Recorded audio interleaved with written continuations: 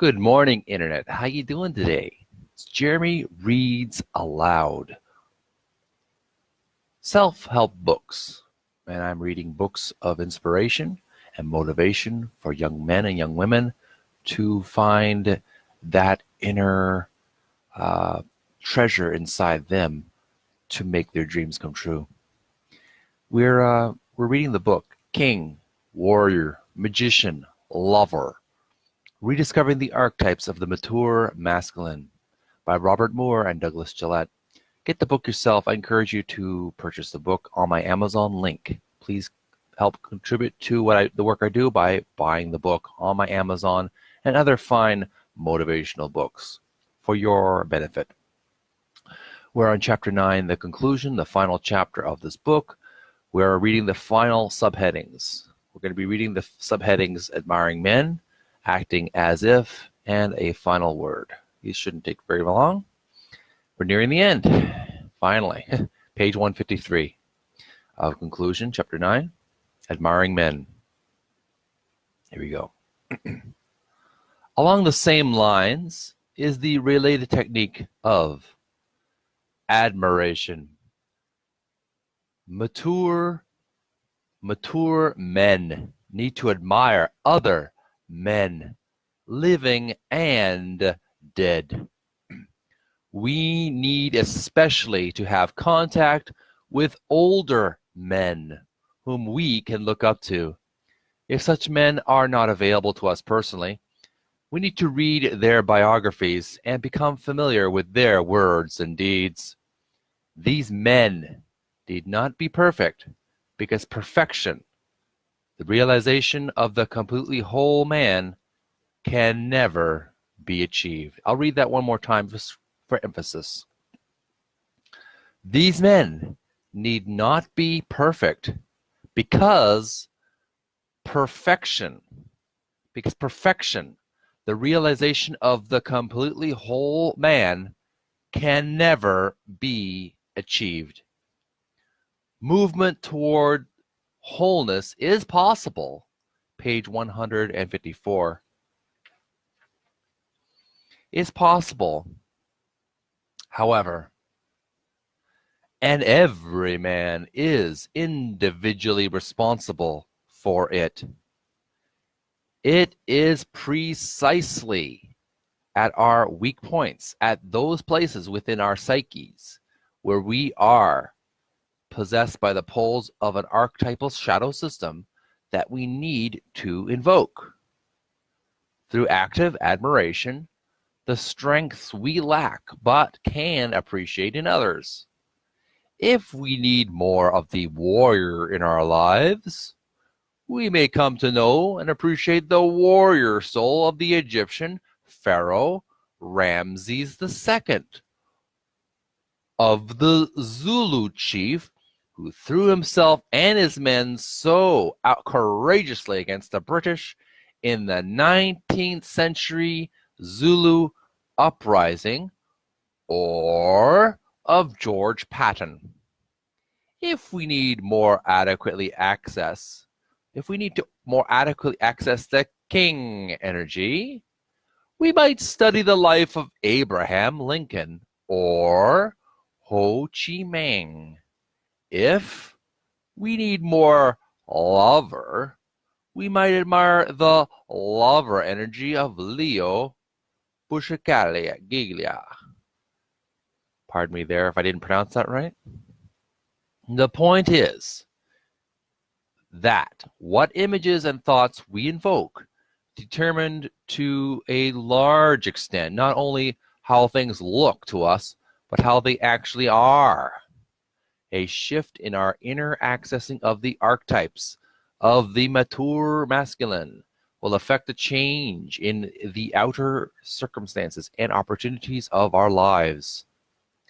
At the very least, a changed inner world will greatly enhance our capacity to deal with difficult circumstances and eventually turn them to better advantage for us, for those we love, and for our companies, our causes, and the world. There's a saying in this connection. Be careful what you wish for. You may get it.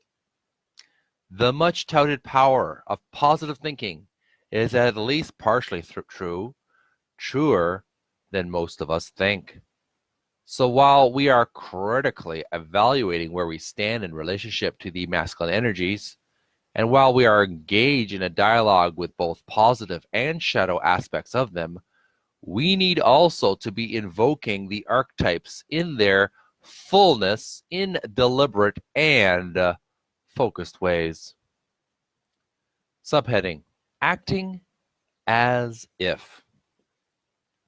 There is yet another technique for accessing the archetypes of the mature masculine that deserves brief mention because it is so obvious it may get overlooked.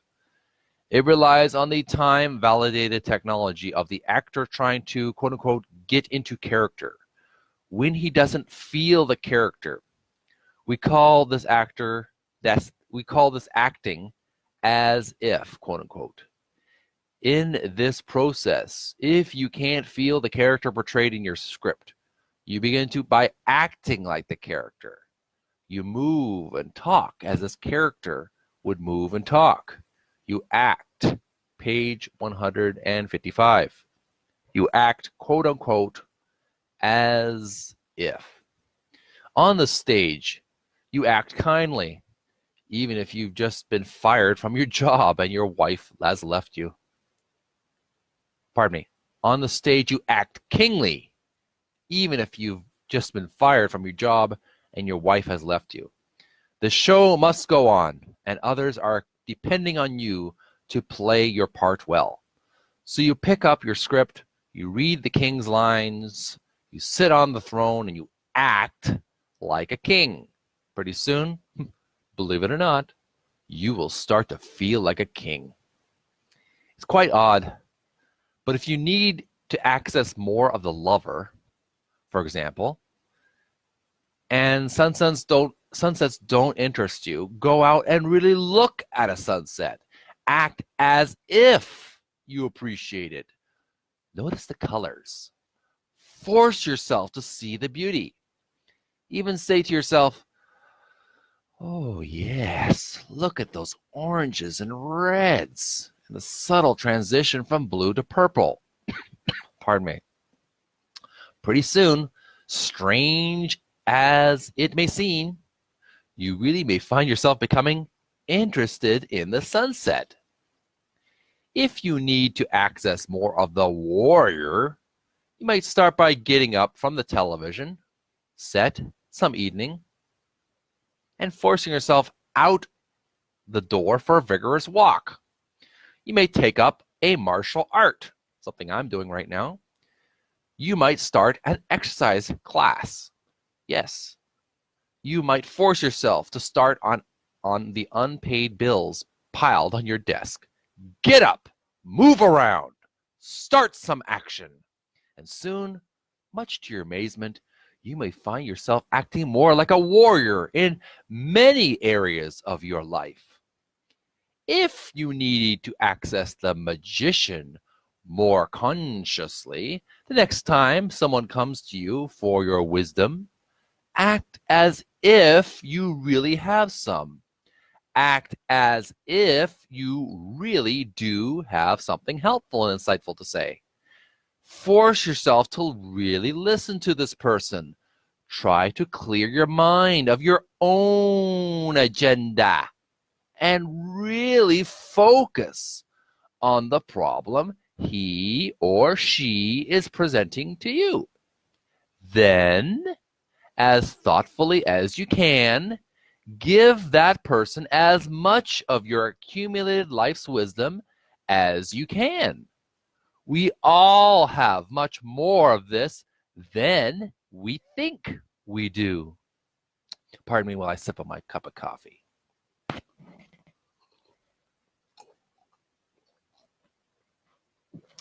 That's good stuff. Page 155, final subheading, a final word. We're really making progress here. In this book, we have been concerned about helping men to take responsibility for the destructiveness of immature forms of masculinity. At the same time, it is clear that the world is overpopulated with not only immature men, but also tyrannical and abusive little girls pretending to be women. It is time for men, particularly the men of Western civilization, to stop accepting the blame for everything that is wrong in page 156. Everything that is wrong in the world. There has been a veritable blitzkrieg on the male gender, what amounts to an outright demonization of men and a slander against masculinity. But women are no more inherently responsible or mature than men are. The high chair tyrant, for instance, appears in all her or his splendor in both sexes. Men should never, I repeat, men should never feel apologetic about their gender as gender. They should be concerned with the maturation and the stewardship of that gender and of the larger world. The enemy for both sexes is not the other sex, but infantile grandiosity and the splitting of the self that results from it. I'm going to read that one more time for emphasis. Men should never feel apologetic about their gender as gender. They should be concerned with the maturation and the stewardship of that gender and of the larger world. The enemy for both sexes is not the other sex, but infantile grandiosity and the splitting of the self that results from it. A final word of encouragement. Any transformative process, like life itself, takes time and effort. We do our quote-unquote homework from the conscious side, and the unconscious, with its powerful resources, will, if approached in the right way, respond to our questions, our needs, and our woundedness in healing and generative ways. The struggle for maturity is a psychological, moral, and spiritual imperative from the Chinese emperor within every man. Joseph Campbell, one of my biggest favorite male magician kings, in his last books, The Inner Reaches of Outer Space, called for a worldwide awakening to a kind of initiation that would become a rallying point for a deepened human sense of responsibility and maturity. Initiation, as we talk about it, is really a matter of exploring the outer reaches of inner space. We wish to add our voices to those of the many men throughout history who, against enormous odds, through their lives and through their teachings, have called for an end of the reign of the Lord of the Flies, the apocalyptic fantasy of the end of the world in a final display of infantile rage.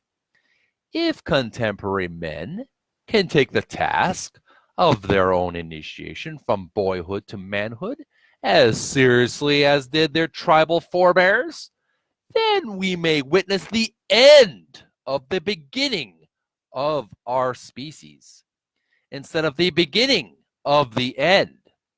We may pass between the clashing Scylla and Charybdis, pardon me if I didn't pronounce it right, of our grandiosity and our chauvinistic tribalism, and move beyond them into a future as wonderful and as generative as any depicted in the myths and legends that the king, the warrior, the magician, and the lover have bequeathed to us. And there we have the book completed in its reading. Selected readings, page 157. I'm just going to quickly scan over these readings. I encourage you to read these books in your own time in your local library or on Amazon, where you can get these books. Various forms of mythological, Carl Jung information, psychology. Here we go. Look at these sources. Page 158.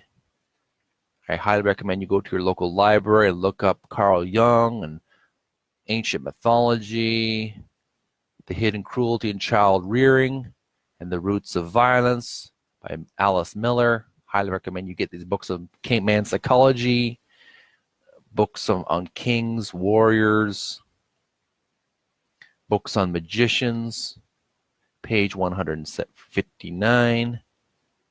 The Lover, look up The Lover's mythological history. And here we go. Here's a final bit of the blurb here.